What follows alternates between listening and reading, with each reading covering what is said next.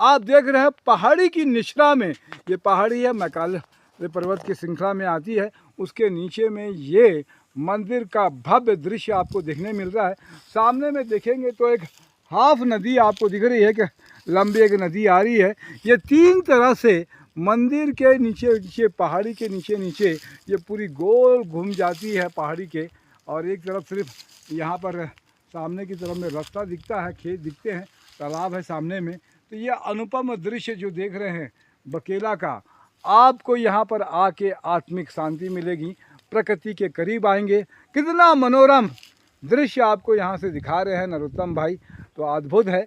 बकेला आइए, कवर्धा से करीब 36 किलोमीटर दूर और पंडरिया से 20 किलोमीटर दूर ये एक ऐसी जगह है जहाँ पर आके आपको आत्मिक शांति, साथ में धर्म की धरा, धर्म का की